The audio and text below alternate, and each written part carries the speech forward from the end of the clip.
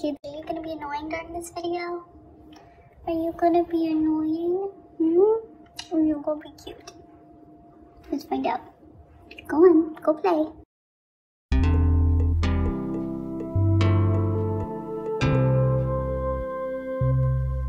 So something that I've been thinking about since my last video is that it's not just important that we spend money on these causes and issues, but how we do it.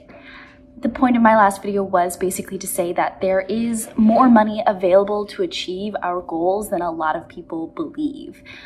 And that is because of income inequality. But it's important to talk about smart ways of using that money if you are so privileged as to have extra. A lot of talk has been happening with the resurgence of the BLM movement about people with privilege, specifically economic privilege, donating to various causes, whether it be bail funds or advocacy groups or other things. And this has also come with increasing social pressure on the wealthy to contribute their fair share. I will note that this has been particularly true for the more visible celebrities or household names, but there is a hell of a lot of wealth concentrated in billionaires who don't have that visibility, and we should also be pressuring them. Now, you could debate for eons about what a person's fair share is, but that's not what I want to focus on. When it comes to donations and charitable giving, I think a lot of people have two main emotions. First, feeling guilty about not being able to donate because they don't have that economic privilege, even if they have other forms of privilege.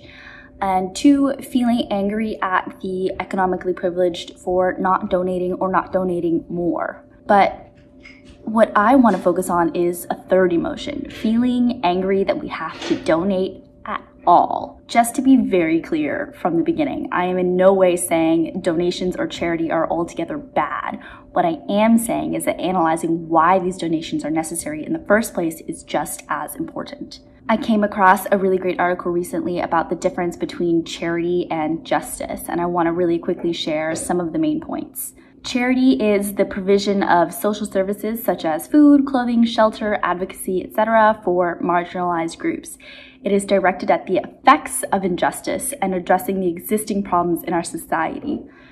Justice, on the other hand, promotes social change in institutions or political structures and is directed at the underlying root causes and structures of social problems. To quote the article, "A framework rooted in charity alone ignores past realities that forced communities into oppressive situations and risks reinforcing givers' lack of understanding with rewards.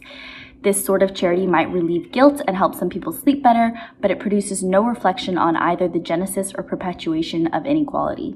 As always on this channel, it's about systemic change.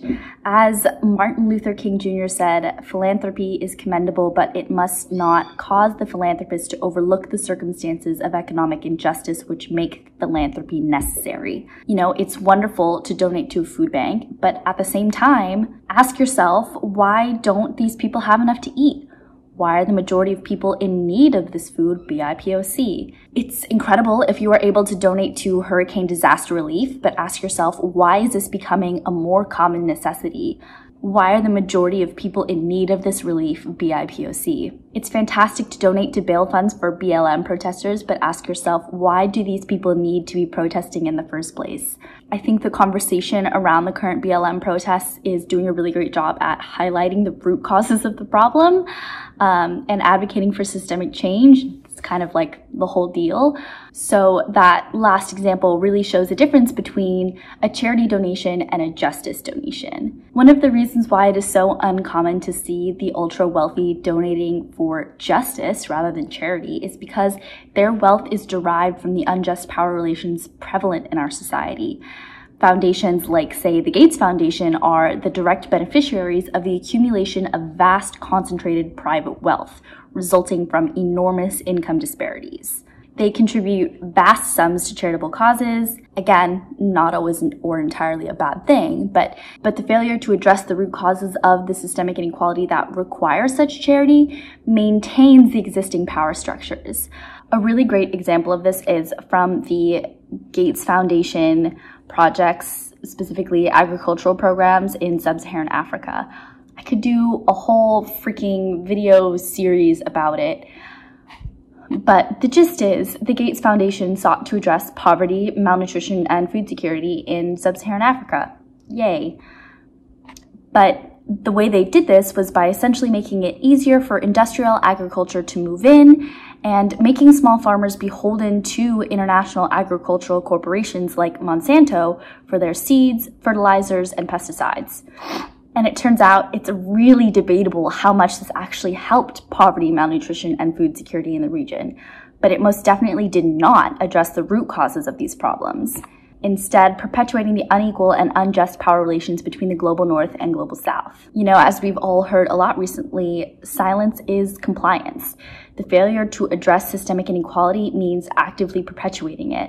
Their silence allows them to look good while still controlling the agenda and generating the dominant discourses, which continues the colonization of politics, society, and culture in these communities they're supposedly helping. Philanthropy also needs to be decolonized. There is actually a wide body of academic literature that argues that much, if not all, of the foreign aid given by developing countries in recent decades was an attempt to maintain colonial power relations after the end of formal colonization.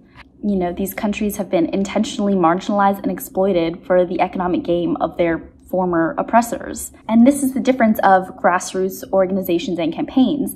Instead of being funded by a very few wealthy individuals, they rely on large quantities of small donations.